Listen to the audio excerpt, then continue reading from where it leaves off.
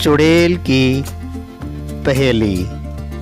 तो दोस्तों, बहुत अर्सा पहले की बात है कि एक महल में एक बादशाह और मलका अपनी खूबसूरत सी बेटी यास्मीन के साथ रहा करते थे।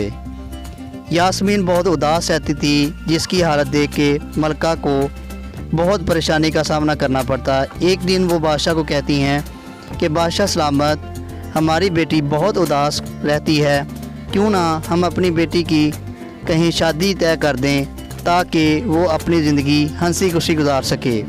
महल के पास एक चुड़ैल जिसका नाम काली चुड़ैल था, अक्सर रात को वो घुमा करती थी।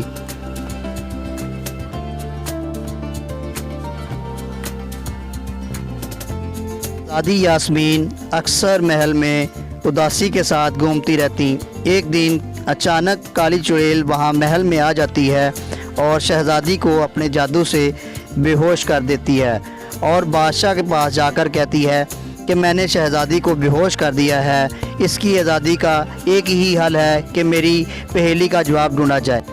ये कहकर काली चुड़ैल वहाँ से गायब हो जाती है।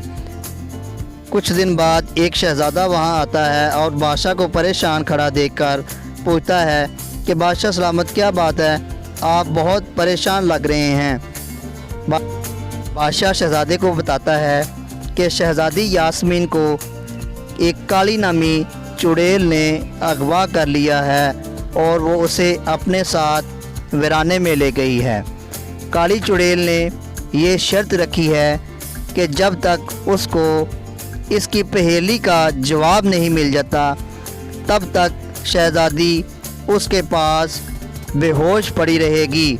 शहज़ादा बादशाह की बात सुनकर कुछ देर सोचता है और फिर कुछ दिन बाद वीराने में शहज़ादी को आज़ाद कराने के लिए पहुंच जाता है।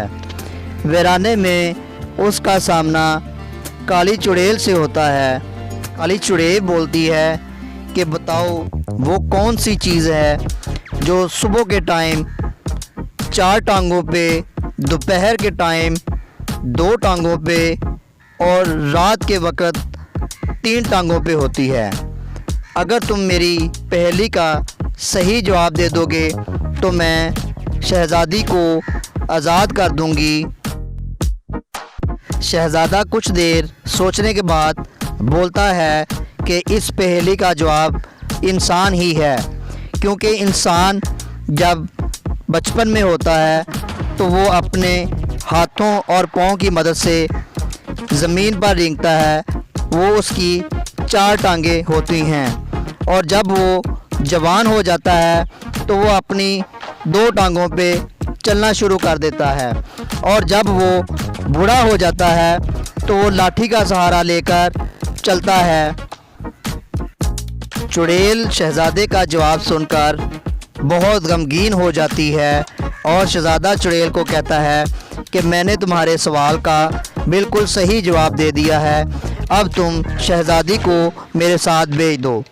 ये कहकर चुड़ैल वहाँ से गायब हो जाती है। शहज़ादा शहज़ादी को अपने साथ लेकर महल की तरफ रवाना हो जाता है। जब वो दोनों महल पहुँचते हैं, बादशाह और मलका दोनों का बेसब्री से इंतज़ार कर रहे होते हैं। उनको सही सलामत देख के बादशाह और मलका बहुत खुश हो जाते हैं और उन दोनों की शादी का फ़ैसला कर लेते हैं। तो दोस्तों, अगर मेरी वीडियो पसंद आई हो तो मेरे चैनल को ज़रूर सब्सक्राइब कीजिएगा।